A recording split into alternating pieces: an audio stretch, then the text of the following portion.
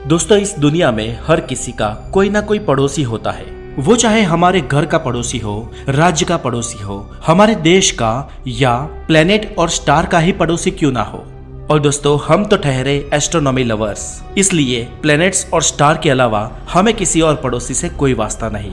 अगर पृथ्वी की बात करें तो आपको लगेगा कि हमारा पड़ोसी वीनस होना चाहिए, लेकिन फ्रेंड्स, असल में हमारा नियरेस्ट पड़ोसी वीनस नहीं लेकिन मर्क्यूरी है। अब भैया ये कैसे हो गया, तो इसकी कभी अगले वीडियो में बात करेंगे। लेकिन अभी तो हमें बात करनी है हमारी पृथ्वी के नहीं, लेकिन हमारे एंटायर सोलर सिस्टम के पड़ोसी किसी और स्टार सिस्टम के बारे में। और हमारा सबसे पड़ोसी स्टार सिस्टम है the one and only alpha Centauri. और दोस्तों, ये एक ऐसी जगह है जो वाकई में स्वर्ग हो सकती है। इस पर हॉलीवुड की कई सारी सीरीज बन चुकी है, कई सारी फिल्मों में इसका वर्णन किया गया है और इस पर ढेरों बुक्स लिखी जा चुकी है और हमारे वैज्ञानिकों की नजर इस पर मंडराई हुई है। तो स्वागत है आपका द नॉलेज की एक्सप्लोर द यूनिवर्स सीरीज में। मैं हूँ हितेश गिरी गोसाई और एस्ट्रोनॉमी से जुड़े लेटेस्ट अपडेट्स के लिए मुझे इंस्टाग्राम पर भी जरूर फॉलो करें। और चले आज जाते हैं हम एक नई दुनिया में जहां पर जीवन की भी मौजूदगी हो सकती है। अल्फा सेंटोरी यह हमारे सोलर सिस्टम का सबसे नजदीकी स्टार सिस्टम है, यानी कि हमारे सोलर सिस्टम का पड़ोसी। और दोस्तों, मजे की बात यह है कि यहाँ पर ट्रिपल स्टार सिस्टम है, यानी कि इस सिस्टम में एक नहीं पर तीन स्टार है और ये हमसे औसतन 4.37 लाइट ईयर दूर है। जिसमें पहला तारा है अल्फा सेंटोरी ए, जिसका ऑफिशियल नाम है रेजिल केंटोरस। और इस तारे का मास हमारे सूरज से 1.1 गुना ज्यादा है और लुमिनियोसिटी यानी कि चमक में ये सूरज से 1.5 गुना ज्यादा है। लेकिन फ्रेंड्स, आकार में ये सूरज से 25 गुना बड़ा है और ये येलो स्टार है, यानी कि सूरज की तरह जी कैटेगरी का तारा है। और इसकी सरफेस का टेम्परेचर सूरज के करीब करीब यानी कि 5790 डिग्री सेल्सियस तक रहता है। दूसरा तारा है अल्फा सेंटोरी बी और जिसका ऑफिशियल नाम है टोलेमेन। अब दोस्तों, ये अल्फा सेंटोरी बी अपने कंपेनियन स्टार अल्फा सेंटोरी ए से थोड़ा सा छोटा है। इसका सोलर मास 0.90 है और इसका डायमीटर सूरज से 14% कम है और सूरज के मुकाबले इसकी ल्यूमिनिसिटी 0.44 है और इसका टेम्परेचर करीब 5260 डिग्री सेल्सियस तक रहता है। पर दोस्तों, ये जी नहीं पर K2 टाइप का स्टार है, यानी कि एक ऑरेंज स्टार है। और तीसरा तारा है अल्फा सेंटोरी सी, जिसे ऑफिशियली प्रोक्सिमा सेंटोरी कहा जाता है। दोस्तों, ये तारा हमारे सूरज से 7 गुना छोटा है और ये एक रेड डॉर्फ है और ये आकार में हमारे प्लेनेट जुपिटर से करीब 1.5 गुना बड़ा है। और फ्रेंड्स, ये प्रोक्सिमा सेंटोरी अल्फा सेंटोरी ए और बी के मुकाबले पृथ्वी से सबसे नजदीकी तारा है। फिर भी इसे आप नग्न आंखों से नहीं देख सकते, पर अल्फा सेंटोरी ए और बी को देख सकते हो। अब ऐसा क्यों? तो क्योंकि उन दोनों की ब्राइटनेस ज्यादा है।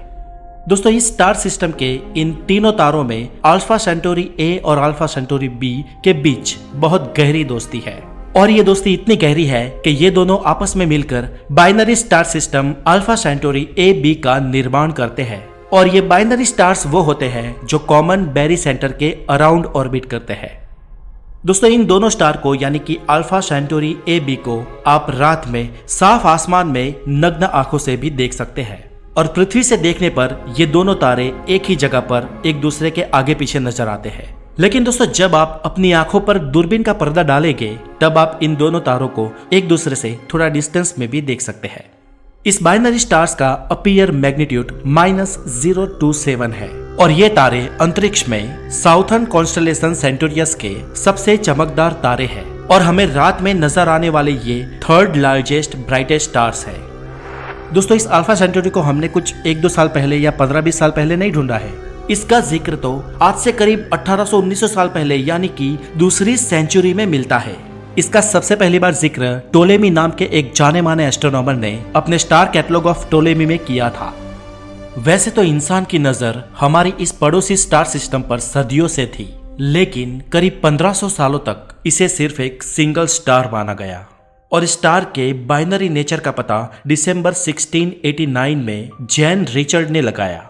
इसके बाद सैकड़ों एस्ट्रोनॉमर्स ने इस पर और स्टडी की और इस नए स्टार सिस्टम की नई जानकारियां हमें पहुंचाई। इस स्टार सिस्टम के 2 तारे अल्फा सेंटोरी ए और अल्फा सेंटोरी बी का ऑर्बिटल टाइम पीरियड 79.91 ईयर है और ऑर्बिट करते हुए इन दोनों स्टार्स का क्लोजेस्ट अप्रोच 11 एस्ट्रोनॉमिकल यूनिट्स है, यानी कि 1.68 बिलियन किलोमीटर, जो सन और सैटर्न की दूरी के बराबर है। और ये दो तारे जब सबसे दूर चले जाते हैं तब इनके बीच की दूरी सूरज और प्लूटो के बराबर होती है।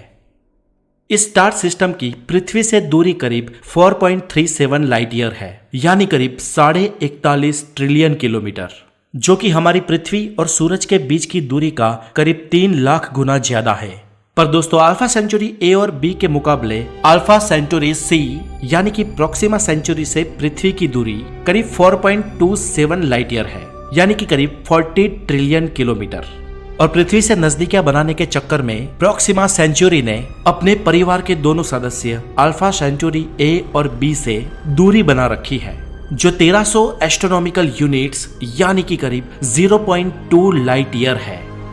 दोस्तों इस स्टार सिस्टम के इस तीसरे तारे की दूरी सेंटर के दो तारे से इतनी दूर होने पर लोगों ने यह भी सोचा कि क्या इसे अल्फा सेंचुरी स्टार सिस्टम का हिस्सा माना जाए या नहीं, लेकिन रिसर्च में हमें यह पता चला कि प्रॉक्सिमा सेंचुरी बाकी दोनों तारों के साथ ग्रेविटी के रिश्ते से बंधा हुआ है और प्रॉक्सिमा सेंचुरी इन दोनों तारों की ऑर्बिट भी करता है और इसका ऑर्बिटल पीरियड 5,50,000 सालों का है। दोस्तों इस स्टार सिस्टम में 2 प्लैनेट्स की भी खोज हुई है और अल्फा सेंचुरी के ये 2 कंफर्म प्लैनेट्स इस स्टार सिस्टम के तीसरे तारे यानी कि अल्फा सेंचुरी सी, जिसे प्रॉक्सिमा सेंचुरी भी कहते हैं, उसकी परिक्रमा कर रहे हैं।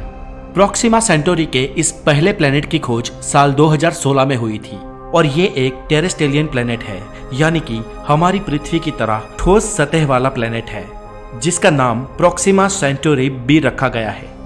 ये प्रॉक्सिमा सेंटोरी बी अपने तारे से करीब 7.5 मिलियन किलोमीटर दूर है, मतलब ये अपने तारे से बहुत नजदीक है और ये नजदीकी सूरज और बुध की करीबी से भी 7 गुना ज्यादा है।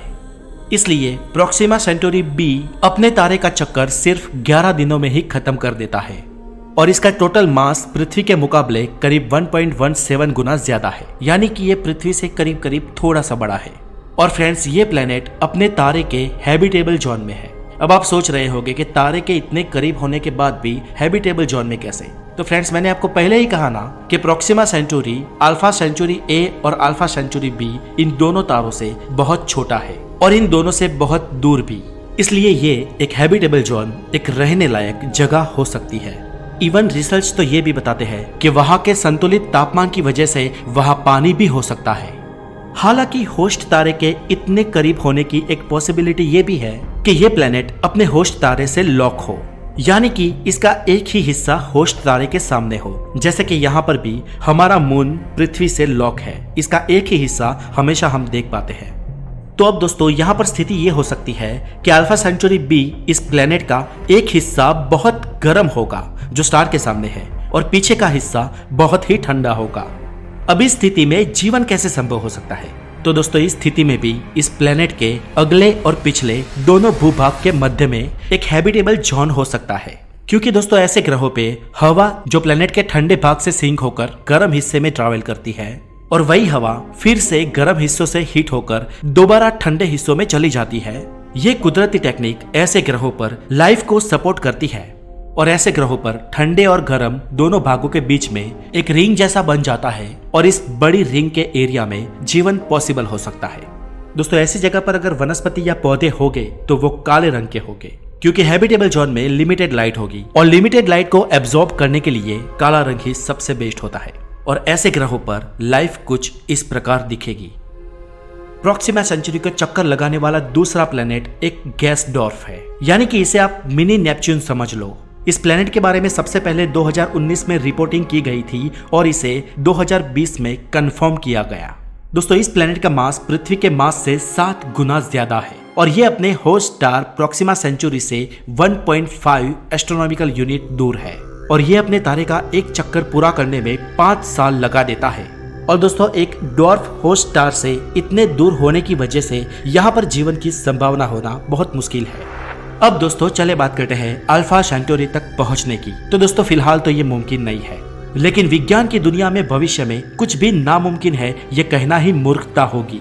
इसलिए फ्यूचर में टेक्नोलॉजी के विकास के साथ इंसान अल्फा सेंटोरी की ओर मूव कर सकता है और यदि प्रपोज स्टार शॉट टेक्नोलॉजी विकसित हो जाती है तो हम लाइट की स्पीड की 20% स्पीड हासिल कर सकते हैं और इस स्पीड से अल्फा सेंचुरी तक स्पेसक्राफ्ट भेजा जा सकता है। लेकिन दोस्तों इतनी स्पीड के साथ भी स्पेसक्राफ्ट को अल्फा सेंचुरी तक पहुंचने में 20 साल लगेंगे और यदि हम मौजूदा टेक्नोलॉजी से अल्फा सेंचुरी तक कोई स्पेसक्राफ्ट भेजना चाहे तो उसे वहां तक पहुंचने में 70 से 80 हजार साल लगेंगे। तो दोस्तों उम्मीद है आपको आज की वीडियो पसंद आई होगी। अगर हाँ तो इस वीडियो को लाइक करके द नॉलेज को सब्सक्राइब करें और बेल आइकन जरूर बजा दें। और एस्ट्रोनॉमी से जुड़ी और जानकारी के लिए दोस्तों मुझे आप इंस्टाग्राम पर भी फॉलो कर सकते हैं, लिंक डिस्क्रिप्शन में दी गई है। और दोस्तों हमारे इन विषयों पर आप क्या सोचते हो हमें कमेंट करके जरूर बताएं। तो बने रहे हमारे साथ, अपना बहुत सारा ध्यान रखें। Have a good day, take care.